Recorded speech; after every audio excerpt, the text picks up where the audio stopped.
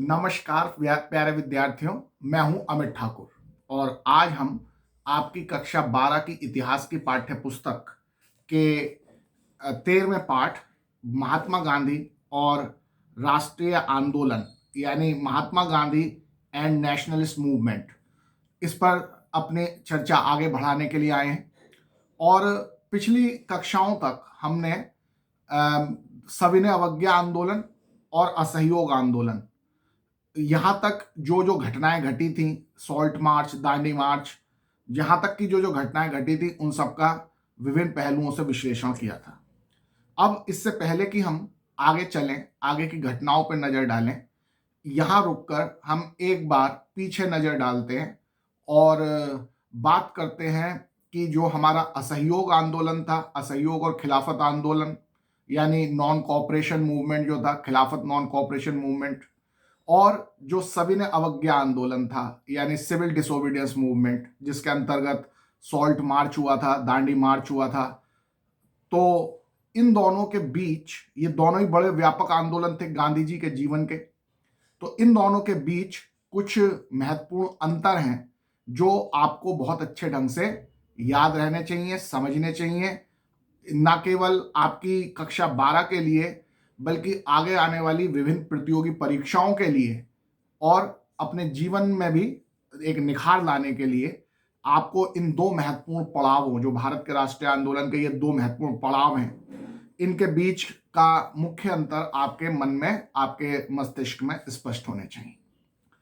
तो आप इसके अंतर को जानने के लिए अपनी जो कॉपी है इतिहास की, उसमें आप उसके एक पेज को 3 हिस्सों में बांट लेंगे, यानी बीच में 2 लाइनें खींच लीजिए तो 3 कॉलम बन जाएंगे।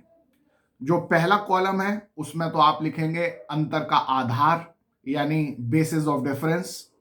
दूसरे में आप लिखेंगे असहयोग आंदोलन यानी नॉन कोऑपरेशन मूवमेंट, और तीसरे में लिखेंगे सविनय अवज्ञा आंदोलन यानी सिविल डिसोबीडियंस मूवमेंट। तो एक एक करके हम इन दोनों मुख्य आंदोलनों के अंतर को समझने का प्रयास करते हैं। तो जो अंतर के आधार में जो सबसे पहला बिंदु, सबसे पहला पॉइंट आपको लिखना है वो है अवधि यानी पीरियड, के आखिर इन दोनों आंदोलनों का अवधि यानी पीरियड या टाइम पीरियड के हिसाब से क्या डिफरेंस था। तो हमें पता है कि जो नॉन कोऑपरेशन मूवमेंट है, असहयोग आंदोलन है, वो जनवरी 1921 से लेकर फरवरी 1922 तक चला था। इसकी टाइम पीरियड ये है। जबकि जो हमारा सिविल डिसोबीडियंस मूवमेंट है, उसकी जो अवधि है वो 6 अप्रैल 1930, जब गांधी जी ने नमक कानून तोड़कर इसे शुरुआत की थी दांडी तट पर, तो 6 अप्रैल 1930 से शुरू हुआ था और खत्म कब हुआ? लगभग 1934, 1934 में जाके। तो एक तरह से पीरियड के बेसिस पर हमने इनका पहला डिफरेंस बता दिया। अब बात आती है दूसरा इंपॉर्टेंट जो बेसिस ऑफ डिफरेंस है, अंतर का आधार है, वो है आंदोलन का कारण। आखिर ये दोनों आंदोलन करने के पीछे गांधी जी के कारण क्या थे, उन्होंने इन आंदोलनों को क्यों किया। तो जो हमारा असहयोग आंदोलन है, नॉन कोऑपरेशन मूवमेंट है, उसका जो मुख्य कारण ये था कि रॉलेट एक्ट के सत्याग्रह के बाद गांधी जी एक अधिक व्यापक आधार वाले आंदोलन को चलाने की आवश्यकता अनुभव कर रहे थे, और वो ये भी मानते थे कि इसको, आधार को और व्यापक बनाने के लिए मुसलमानों को भी राष्ट्रीय आंदोलन की मुख्य धारा में शामिल करना जरूरी है। तो इसलिए उन्होंने अली बंधुओं जो थे, उनकी जो वो खिलाफत आंदोलन चलाना चाह रहे थे, उनके साथ सही समझौता किया और खिलाफत आंदोलन और असहयोग आंदोलन को मिलाकर चलाने का उन्होंने तैयारी कर ली, और इस वजह से ये असहयोग आंदोलन चलाया गया। तो यानी असहयोग आंदोलन के क्या कारण आप बताएंगे? असहयोग आंदोलन का मुख्य कारण यह है कि रॉलेट सत्याग्रह की सफलता के बाद गांधी जी एक अखिल भारतीय स्तर पर, अधिक व्यापक स्तर पर एक राष्ट्रीय आंदोलन चलाना चाहते थे ताकि स्वराज प्राप्त किया जा सके।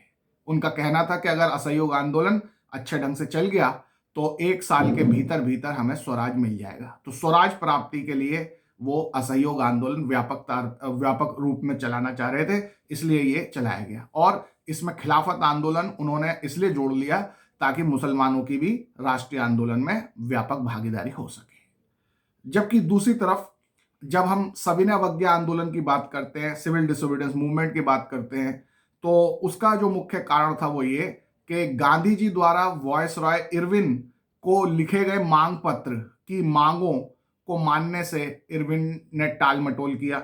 गांधी जी ने अपनी कुछ मांगे रखी थी तो इरविन ने नहीं मानी, तो इसलिए गांधी जी ने ये कहा भी था उस लेटर में, उस पत्र में, कि भाई ये हमारी मांगे हैं, अगर आप इन मांगों को नहीं मानोगे तो फिर हम एक व्यापक आंदोलन चलाएंगे। तो इरविन ने उनकी मांगे नहीं मानी, तो इसीलिए गांधी जी ने अपना प्रसिद्ध दांडी मार्च प्रारंभ कर दिया और 6 अप्रैल 1930 को जो गुजरात का समुद्री तट है, दांडी तट, वहां पहुंचकर नमक बनाकर, नमक कानून को तोड़कर इस सविनय अवज्ञा आंदोलन, सिविल डिसोबीडियंस मूवमेंट की शुरुआत कर दी।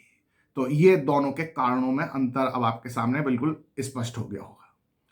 अब जो तीसरा अगला जो अंतर हम देखना चाहते हैं कि भाई इन दोनों आंदोलनों में, इन दोनों मूवमेंट्स में क्या डिफरेंस था, तो अगला जो बेसिस ऑफ डिफरेंस है वो है आंदोलन का कार्यक्रम, यानी प्रोग्राम ऑफ द मूवमेंट, यानी इन आंदोलनों के दौरान क्या क्या काम किए गए।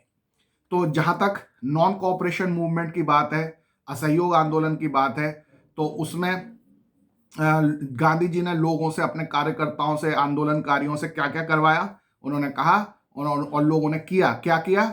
ब्रिटिश सरकार द्वारा दी गई पदवियों को वापस लौटाना, सिविल सेवाओं, सेना, पुलिस, न्यायालयों, विधान परिषदों, विद्यालयों और विदेशी वस्तुओं का बहिष्कार करना, ये सारे काम किए गए असहयोग आंदोलन में, नॉन कोऑपरेशन मूवमेंट के दौरान।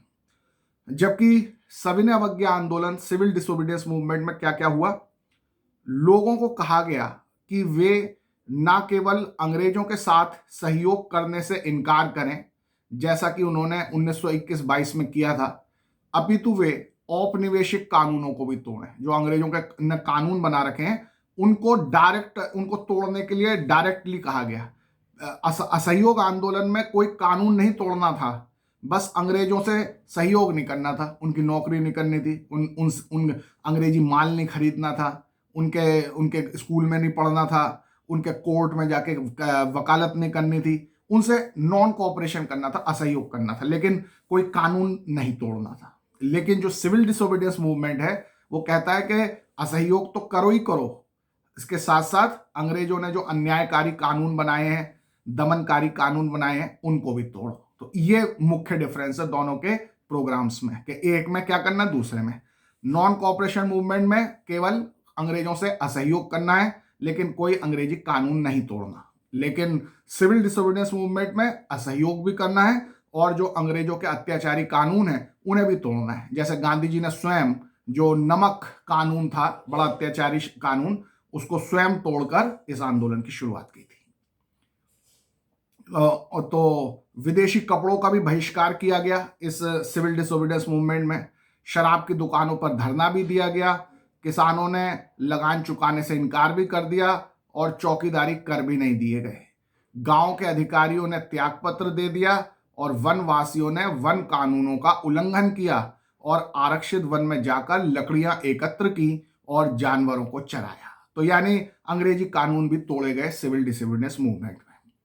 अब जो अगला अंतर का आधार है, बेसिस ऑफ डिफरेंस है, वो है विभिन्न समुदायों की भागीदारी, यानी इन आंदोलनों में किन किन समाज के किन किन वर्गों के लोगों ने भाग लिया। तो जहां तक हम नॉन कोऑपरेशन मूवमेंट की बात करें, असहयोग आंदोलन की बात करें, तो इस नॉन कोऑपरेशन मूवमेंट में मुसलमानों ने भारी संख्या में भाग लिया, क्योंकि आपको पता ही है कि इस नॉन कोऑपरेशन मूवमेंट के साथ साथ खिलाफत आंदोलन भी चल रहा था। तो भारी संख्या में भाग लिया मुसलमानों ने नॉन कोऑपरेशन मूवमेंट में, क्योंकि इसी आंदोलन के साथ तुर्की के खलीफा के समर्थन में खिलाफत आंदोलन भी चल रहा था। इसके अलावा अवध किसान सभा जैसे किसान संगठनों के कारण असहयोग आंदोलन में किसानों की भी बड़े पैमाने पर भागीदारी हुई। तो बड़े पैमाने पर किसानों ने भी नॉन कोऑपरेशन मूवमेंट में पार्टिसिपेट किया। इसके अलावा अल्लूरी सीताराम राजू जैसे नेताओं के नेतृत्व में आदिवासियों ने भी इस आंदोलन में भाग लिया। आंध्र प्रदेश में थे अल्लूरी सीताराम राजू, वहां की गुडेम पहाड़ियों में जो आदिवासी रहते थे, उन्होंने भी नॉन कोऑपरेशन मूवमेंट में भाग लिया था। इसके अलावा जो बागान मजदूर थे, आसाम के जो टी एस्टेट थे, चाय के बागान थे, वहां पर काम करने वाले मजदूरों ने भी इस असहयोग आंदोलन में नॉन कोऑपरेशन मूवमेंट में भाग लिया था। इसके अलावा शहर में मध्यम वर्ग, मिडिल क्लास के लोगों ने, जैसे विद्यार्थियों, शिक्षकों, सरकारी कर्मचारियों, वकीलों आदि ने भी इस नॉन कोऑपरेशन मूवमेंट में भाग लिया था। अब अगर हम सिविल डिसोबीडियंस मूवमेंट में भाग लेने वाले लोगों पर एक नजर डालें तो क्या पाते हैं? सिविल डिसोबीडियंस मूवमेंट में मुसलमानों की भागीदारी कम रही, क्योंकि अब कोई खिलाफत आंदोलन नहीं चल रहा था और अब मुसलमान कांग्रेस से अपना दूरी बनाए हुए थे, तो इसलिए सिविल डिसोबीडियंस मूवमेंट में उन्होंने ज्यादा भाग नहीं लिया। इस आंदोलन में असहयोग, यानी जो सिविल डिसोबीडियंस मूवमेंट है, इस आंदोलन में असहयोग आंदोलन की तुलना में महिलाओं ने अधिक बढ़ चढ़कर भागीदारी की। तो यानी सिविल डिसोबीडियंस मूवमेंट में महिलाओं की भागीदारी असहयोग आंदोलन के मुकाबले में ज्यादा रही। अब आम घरों की महिलाएं भी, जो सामान्य चौका चूल्हा तक ही सीमित रहती थी, गांव में, शहर में जो आम घर थे, जिनका कोई राजनीति से कोई लेना देना नहीं होता था, उन घरों की महिलाएं भी निकल निकल कर इस सिविल डिसोबीडियंस मूवमेंट में शामिल हुई। तो महिलाओं की भागीदारी बढ़ गई, लेकिन मुसलमानों की भागीदारी कम हो गई सिविल डिसोबीडियंस मूवमेंट में। इसके अलावा हम देखते हैं कि जो सिविल डिसोबीडियंस मूवमेंट है, सविनय अवज्ञा आंदोलन है, तो इसमें अमीर किसानों ने इस सिविल डिसोबीडियंस मूवमेंट में भाग लिया, समर्थन दिया इसको, लेकिन जो गरीब किसान थे वो इस सिविल डिसोबीडियंस मूवमेंट से, सविनय अवज्ञा आंदोलन से अधिक नहीं जुड़े। तो ये भी एक महत्वपूर्ण अंतर आप देख रहे हो कि कौन कौन जुड़ रहा है, कौन कौन नहीं जुड़ रहा दोनों आंदोलनों के बीच में। इसके अलावा जो सिविल डिसोबीडियंस मूवमेंट है उसमें व्यवसायी वर्ग, जो बिजनेस क्लास थी, बिजनेसमैन और इंडस्ट्रियलिस्ट थे भारतीय, उन्होंने इस आंदोलन का समर्थन किया। सिविल डिसोबीडियंस मूवमेंट का समर्थन भारत की बिजनेस क्लास ने, इंडस्ट्रियलिस्ट लोगों ने किया, और इसके लिए वित्तीय सहायता भी दी। तो यानी इस आंदोलन के लिए उन्होंने पैसा, चंदा भी दिया कांग्रेस को इस आंदोलन को चलाने के लिए। किसने? इंडस्ट्रियलिस्ट और बिजनेस क्लास ने। इसके अलावा जो सिविल डिसोबीडियंस मूवमेंट है उसमें जो इंडस्ट्रियल वर्कर्स हैं, औद्योगिक मजदूर हैं, उन्होंने ज्यादा भाग नहीं लिया। केवल नागपुर क्षेत्र में ही औद्योगिक मजदूरों ने हड़ताल की सिविल डिसोबीडियंस मूवमेंट के अंतर्गत, लेकिन भारत के बाकी हिस्सों में औद्योगिक मजदूर इसमें कोई खास शामिल नहीं हुए। और इसके अलावा हम देखते हैं कि जो दलित हैं, डिप्रेस्ड क्लासेस थे, जिन्हें आजकल हम शेड्यूल कास्ट कहते हैं, तो वो भी सिविल डिसोबीडियंस मूवमेंट में शामिल नहीं हुए, उन्होंने भी ज्यादा भाग नहीं लिया, क्योंकि वो डॉक्टर अंबेडकर के नेतृत्व में एक अलग विचारधारा पर, एक अलग धारा में काम कर रहे थे। अब अगला जो डिफरेंस हम देखना चाहेंगे तो वो है आंदोलन के चरण, यानी स्टेजेस ऑफ मूवमेंट के। जो सिविल डिसोबीडियंस, वो जो हमारा नॉन कोऑपरेशन मूवमेंट है, वो कितने स्टेप्स में चला, कितने स्टेजेस में चला, और जो सिविल डिसोबीडियंस मूवमेंट है वो कितने स्टेजेस में चला। तो पहले जरा नॉन कोऑपरेशन मूवमेंट की बात कर लें कि वो कितने स्टेजेस में चला। असहयोग आंदोलन जनवरी 1921 से फरवरी 1922 तक लगातार चला। बीच में ना तो इसे वापस लिया गया और ना ही 1922 के बाद इसे पुनः प्रारंभ किया गया। तो यानी बस ये इसकी एक ही स्टेज थी, एक ही चरण था। ये जनवरी 1921 से लेकर फरवरी 1922 तक लगातार चला, एक ही चरण था, ना तो ये बीच में रुका, ना इसको फिर फरवरी 1922 के बाद दोबारा शुरू किया गया। तो इसका बस एक ही स्टेज था, वन स्टेज। अब जरा सिविल डिसोबीडियंस मूवमेंट यानी सविनय अवज्ञा आंदोलन के बारे में बात कर लें। 6 अप्रैल 1930 से प्रारंभ हुआ यह आंदोलन पहले चरण में 5 मार्च 1931 तक चला। फिर हिंसक घटनाओं एवं पुलिस के बढ़ते दमन के कारण गांधी जी ने 5 मार्च 1931 को इरविन के साथ, जो वॉयसराय थे इरविन, उनके साथ एक समझौता करके इस आंदोलन को वापस ले लिया, स्थगित कर दिया और लंदन में होने वाले द्वितीय गोलमेज सम्मेलन, सेकंड राउंड टेबल कॉन्फ्रेंस में भाग लेने के लिए राजी हो गए। लेकिन जो सेकंड राउंड टेबल कॉन्फ्रेंस था वो असफल रही, उसमें कोई निष्कर्ष नहीं निकल पाया, कोई निर्णय नहीं हो पाया। तो फिर गांधी जी दोबारा वापस भारत में लौट आए और उन्होंने इस सिविल डिसोबीडियंस मूवमेंट को दोबारा से शुरू किया और यह 1 वर्ष तक और चला। लेकिन 1934 तक आते आते, 1934 आते आते इस आंदोलन का सारा वेग और सारी ऊर्जा, यानी सारे जो वेलोसिटी है, सारा जो एनर्जी है इस आंदोलन की, वो 1934 के आते आते खत्म हो गई और यह आंदोलन फिर स्वतः ही अपने आप ही समाप्त हो गया। तो इस तरह से आपने देखा कि जो असहयोग आंदोलन था, नॉन कोऑपरेशन मूवमेंट, वो तो एक ही स्टेज में चला, लेकिन जो सिविल डिसोबीडियंस मूवमेंट है वो 2 स्टेजेस में चला। और अब उसके बाद हम लास्ट इसके अंतर पर आते हैं और वो है आंदोलन की समाप्ति, यानी यानी कि भाई ये मूवमेंट अब खत्म कैसे हुआ। तो अगर हम असहयोग आंदोलन की बात करें, आंदोलन की समाप्ति की बात करें, तो असहयोग आंदोलन कैसे खत्म हुआ आपको पता है। फरवरी 1922 में गोरखपुर के निकट चोरा चोरी में हुई हिंसक घटना, जिसमें 22 पुलिस वालों को जिंदा जला दिया गया था, उसी के कारण गांधी जी ने असहयोग आंदोलन को वापस ले लिया। जबकि सविनय अवज्ञा आंदोलन की अगर हम बात करें, तो non cooperative civil disobedience movement की बात करें, तो वो क्यों खत्म हुआ। 5 मार्च 1931 को गांधी जी ने इरविन के साथ समझौता करके इस आंदोलन को वापस ले लिया और लंदन में होने वाले गोलमेज सम्मेलन में भाग लेने के लिए वो गांधी जी चले गए, लंदन चले गए। गोलमेज सम्मेलन, द्वितीय गोलमेज सम्मेलन की असफलता के बाद गांधी जी ने इस सिविल डिसोबीडियंस मूवमेंट को दोबारा से आरंभ किया, जो लगभग 1 वर्ष तक और चला। लेकिन 1934 तक आते आते इस आंदोलन का वेग और बल, इसकी एनर्जी, इसकी वेलोसिटी सब समाप्त हो गई और यह आंदोलन धीरे धीरे अपने आप ही समाप्त हो गया। तो इस तरह से अब आपके सामने बिल्कुल स्पष्ट है कि जो हमारे राष्ट्रीय आंदोलन के 2 महत्वपूर्ण पड़ाव हैं, असहयोग आंदोलन और ये जो सिविल डिसोबीडियंस मूवमेंट यानी सविनय अवज्ञा आंदोलन, इन दोनों के बीच में ये व्यापक अंतर है। तो इन दोनों को समझने के बाद अब हम अपनी इतिहास की यात्रा को आगे बढ़ाते हैं। हमने देख लिया कि 1934 के आते आते सिविल डिसोबीडियंस मूवमेंट, असहयोग आंदोलन अपनी मौत खुद ही मर गया, खुद ही समाप्त हो गया। तो फिर 1934 के बाद आगे क्या हुआ।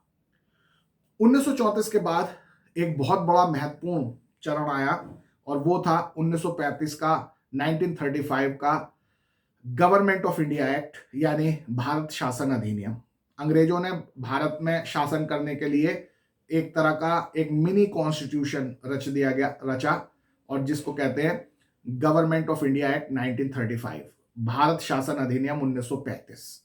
और ये बहुत महत्वपूर्ण था क्योंकि इसकी बहुत सी बातें हमारे आज के संविधान में भी शामिल हैं। हमारा संविधान कई स्रोतों से मिलकर बना है। तो भारत के संविधान के निर्माण में जिन स्रोतों से सामग्री ली गई है, उनमें एक बहुत बड़ा स्रोत गवर्नमेंट ऑफ इंडिया एक्ट 1935 भी है, भारत शासन अधिनियम 1935 भी है, क्योंकि यहां से भी हमने बहुत सारी चीजें उधार ली है या बोरो की है। तो अब हम देखते हैं कि जो गवर्नमेंट ऑफ इंडिया एक्ट था, भारत शासन अधिनियम जो था, उसने एक सीमित प्रतिनिधिक शासन व्यवस्था का आश्वासन व्यक्त किया, यानी सम फॉर्म ऑफ डेमोक्रेसी या some form of representative government देने की कोशिश की 1935 के गवर्नमेंट ऑफ इंडिया एक्ट में। इसमें कुछ हद तक जनता को अपने प्रतिनिधियों को चुनने का अधिकार दिया, लेकिन ये जो अपने प्रतिनिधियों को चुनने का अधिकार था वो एक रेस्ट्रिक्टेड फ्रेंचाइज था, सीमित मताधिकार था।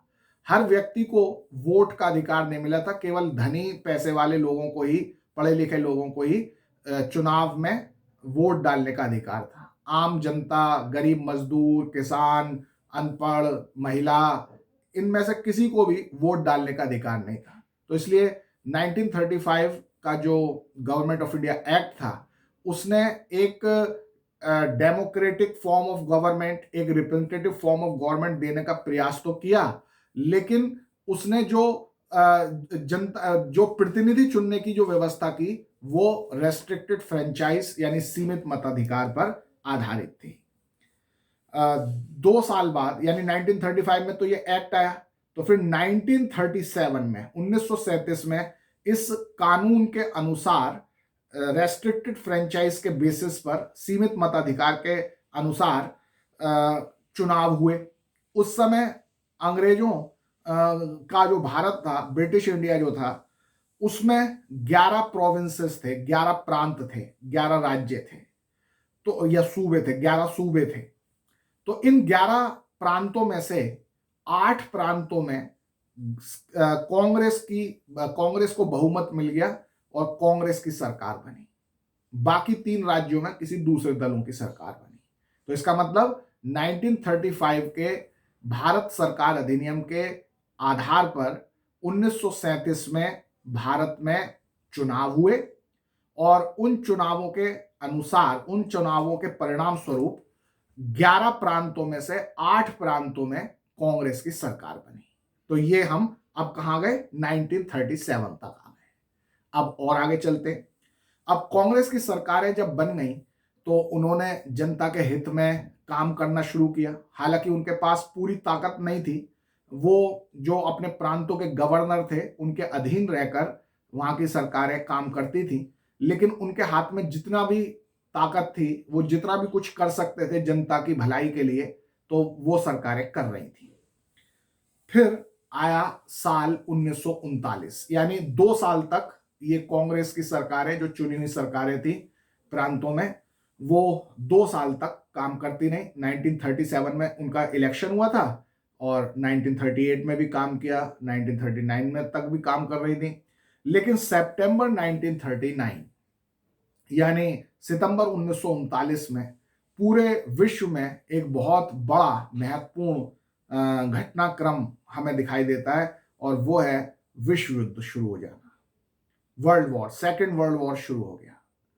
सेकेंड वर्ल्ड वॉर में एक तरफ तो थे ब्रिटेन, फ्रांस, अमेरिका वगैरह, इनको एलाइड पावर कहते थे, मित्र शक्तियां कहते थे, और दूसरी तरफ थी धुरी शक्तियां, axis power, Germany, Italy, Japan वगैरह, ये सब जो थे। तो इन एक्सेस पावर में, जैसे जर्मनी में हिटलर था, इटली में मुसोलिनी था, तो ये जो हिटलर, मुसोलिनी वगैरह जो थे, ये सब कहलाते फासिस्ट शक्तियां, फासिस्ट पावर्स। ये तानाशाहीपूर्ण ढंग से डेमोक्रेसी के खिलाफ थी, तानाशाहीपूर्ण ढंग से दूसरे देशों पर कब्जा करना, तानाशाही चलाना, और रेस के बेसिस पर, नस्ल के आधार पर दूसरे लोगों के साथ भेदभाव करना, इन सब विचारधारा पर आधारित थी, इसलिए इन्हें फासिस्ट शक्तियां कहते थे। तो गांधी जी और नेहरू जी और कांग्रेस के अन्य नेता भी इन फासिस्ट शक्तियों यानी हिटलर वगैरह के खिलाफ थे। तो उन्होंने, यानी गांधी जी और नेहरू ने, भारत में जो अंग्रेज सरकार थी उससे कहा कि हम इन फासिस्ट शक्तियों के विरुद्ध जो आप सेकेंड वर्ल्ड वॉर लड़ रहे हैं, इसमें हम आपको सहयोग देने के लिए, यानी भारत की जनता आपको सहयोग देने के लिए तैयार है। आपके वॉर एफर्ट्स में, आपके युद्ध प्रयासों में भारत के लोग तन मन धन से आपका साथ देंगे, लेकिन एक शर्त है।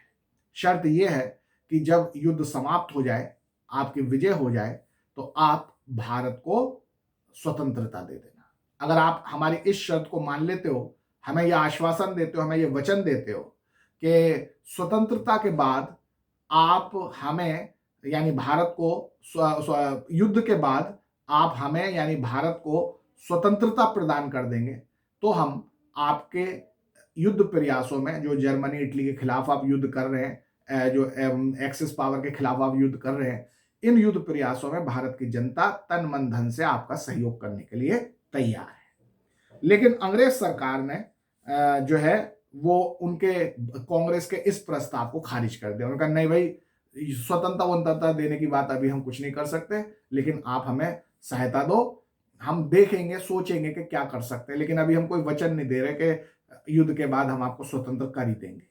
तो यानी बातचीत टूट गई कांग्रेस और अंग्रेज सरकार की। तो इसके विरोध में कांग्रेस मंत्रिमंडल ने अक्टूबर 1939 में, अक्टूबर 1939 में अपने पदों से, अपने सरकार से त्याग पत्र दे दिया और यह कहा कि क्योंकि अंग्रेजों ने भारत की जनता से बिना पूछे उसे युद्ध में, सेकेंड वर्ल्ड वॉर में शामिल कर लिया है, तो इसके विरोध में हम ये कदम उठा रहे हैं और अपनी सरकार से, अपने पदों से त्याग पत्र दे रहे हैं। तो 1939 का ईयर जो था वो इसलिए घटनापूर्ण था कि उसमें कांग्रेस मंत्रिमंडलों ने जो है वो अपना त्याग पत्र दे दिया। आप पेज नंबर 362 पर देख सकते हैं, एक चित्र छपा है जिसमें गांधी जी हैं, डॉक्टर राजेंद्र प्रसाद हैं।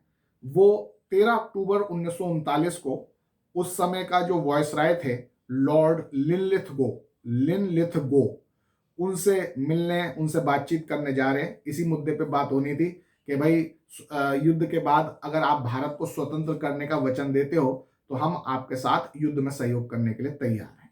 इसी मुद्दे पर बातचीत करने के लिए कांग्रेस के नेता, जिनमें गांधी जी और डॉक्टर राजेंद्र प्रसाद आपको दिख रहे हैं, वो जाते हुए दिख रहे हैं। ये फोटो आपको पेज नंबर 362 पर 362 पेज पर दे रखा है। लेकिन वॉयसराय के साथ, जैसा हम जानते हैं कि कोई वार्ता सक्सेसफुल नहीं हो पाई, वॉयसराय ने कोई वचन नहीं दिया कि हम आपको स्वतंत्र कर ही देंगे, तो इसलिए ये वार्ता टूट गई और कांग्रेस मंत्रिमंडलों ने अपने अपने पदों से त्याग पत्र दे दिया। अब जब युद्ध के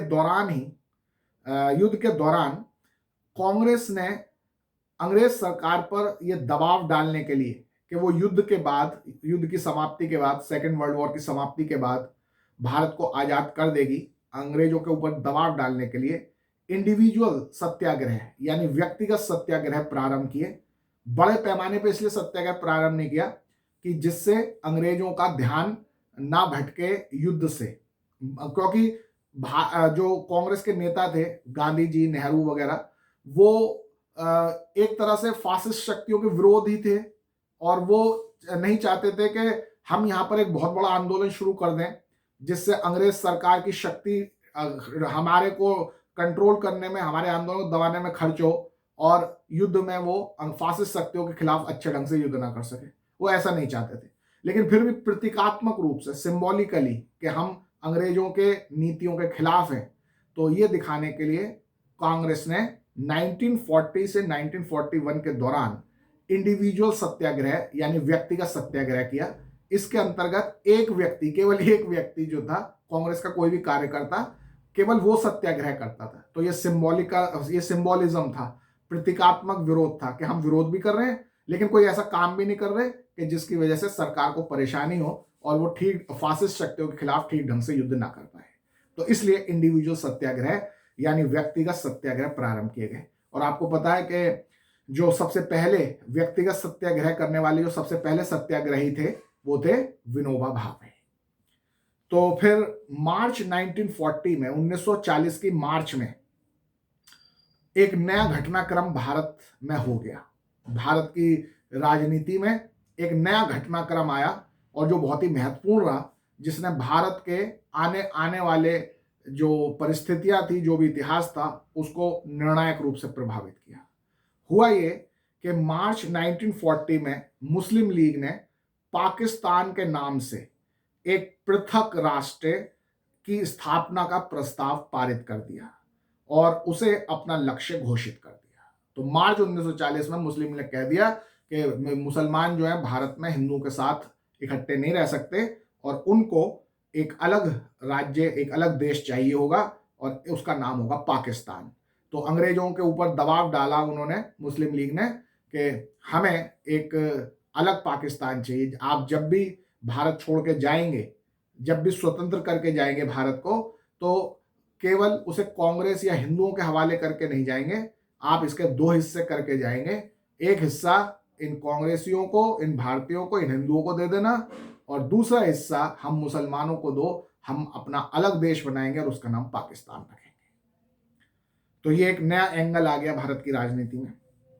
अब जो पॉलिटिकल लैंडस्केप था, जो राजनीतिक भूदृश्य था भारत का, वो काफी जटिल, काफी कॉम्प्लिकेटेड हो गया। अब यह संघर्ष, जो अब तक संघर्ष कांग्रेस और अंग्रेज सरकार के बीच में चल रहा था, यानी एक तरह से वो भारत और ब्रिटेन का संघर्ष था कि भारत के सारे लोग अंग्रेजों से लड़ रहे हैं, अंग्रेज भारत के सारे लोगों का दमन कर रहे हैं, तो भारत और अंग्रेजों का संघर्ष था। पहले दो ध्रुवीय लड़ाई थी, टू बाइपोलर कॉन्टेस्ट था, लेकिन अब यह ट्राइपोलर, अब ये त्रिध्रुवीय लड़ाई बन गई। अब भारत की राजनीति के तीन ध्रुव बन गए, एक कांग्रेस, दूसरा ब्रिटिश सरकार और तीसरा मुस्लिम लीग। तो अब हमारा पॉलिटिकल लैंडस्केप जो है वो काफी कॉम्प्लिकेटेड, काफी जटिल बन गया।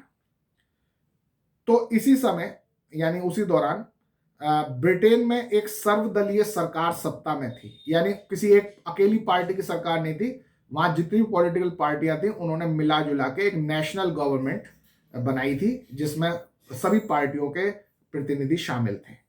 तो उसको कहते हैं सर्वदलीय सरकार थी वहां। और उसमें लेबर पार्टी, जो वहां की एक मुख्य पार्टी है, वो भी शामिल थी। लेबर पार्टी के जो नेता थे वो भारत के स्वतंत्रता की मांग के प्रति हमदर्दी रखते थे, यानी वो चाहते थे कि भारत स्वतंत्र हो जाए। लेकिन जो वहां पे कंजर्वेटिव पार्टी है, उसका जो उस समय नेता था वो प्रधानमंत्री थे विंस्टन चर्चिल। वो कट्टर साम्राज्यवादी थे, वो कट्टर इंपीरियलिस्ट थे, और वो भारत को कभी भी स्वतंत्र करना नहीं चाहते थे। उनका कहना था कि मैं सम्राट का सर्वोच्च मंत्री इसलिए नहीं नियुक्त हुआ हूं कि मैं ब्रिटिश साम्राज्य के टुकड़े टुकड़े कर दूं, यानी वो भारत को स्वतंत्र करना नहीं चाहते थे। कौन? जो कंजर्वेटिव पार्टी के नेता थे, जो उस समय प्रधानमंत्री थे, विंस्टन चर्चिल। लेकिन जो लेबर पार्टी के लोग थे वो भारत को स्वतंत्र करने के पक्ष में थे। फिर 1942 में और 1942 के वसंत में, यानी इसी समय का आजकल का मौसम, फरवरी का मौसम था, तो चर्चिल ने, जो उस समय ब्रिटेन के प्रधानमंत्री थे, ने गांधी जी और कांग्रेस के साथ समझौते का रास्ता निकालने के लिए अपने एक मंत्री सर स्टैफर्ड क्रिप्स को भारत भेजा। इसको कहते हैं क्रिप्स मिशन। तो 1942 में क्रिप्स मिशन भारत आया, भारत के नेताओं के साथ, कांग्रेस के नेताओं के साथ समझौता करने के लिए कि उनकी क्या मांगे हैं, थोड़ा आपस में सौदेबाजी करो कि भाई भारत को कितना स्वतंत्र करना है, कब स्वतंत्र करना है, कितना नहीं करना है, इस सब के बारे में सौदेबाजी करने के लिए स्टैफर्ड क्रिप्स को भेजा, जिसे क्रिप्स मिशन कहा गया। क्रिप्स के साथ वार्ता में कांग्रेस ने इस बात पर जोर दिया कि अगर एक्सिस पावर, यानी धुरी शक्तियों, यानी जर्मनी, इटली वगैरह से भारत की रक्षा के लिए ब्रिटिश शासन कांग्रेस का समर्थन चाहता है, तो वायसरॉय को सबसे पहले अपनी कार्यकारी परिषद, यानी एग्जीक्यूटिव काउंसिल में किसी भारतीय को रक्षा सदस्य के रूप में, यानी डिफेंस मिनिस्टर के रूप में नियुक्त करना पड़ेगा। भारत कांग्रेस ने यह मांग रख दी कि जो आपका डिफेंस मिनिस्टर होगा भारत का, वो कोई भारतीय व्यक्ति होना चाहिए। लेकिन अंग्रेज इस बात को मानने के लिए तैयार नहीं थे। इसी मुद्दे पर वार्ता टूट गई और क्रिप्स मिशन विफल हो गया। तो आज हम यहीं तक चर्चा करेंगे भारत की आजादी की इस कहानी की, और इसमें हमने देखा कि कितने उतार चढ़ाव आ रहे हैं, क्या क्या हो रहा है, और कैसे नए नए घटनाक्रम से पॉलिटिकल लैंडस्केप कॉम्प्लिकेटेड होता जा रहा है। तो अगली इससे आगे की कहानी हम अगले वीडियो में करेंगे, बात करेंगे उस पर। तब तक के लिए सभी को नमस्कार।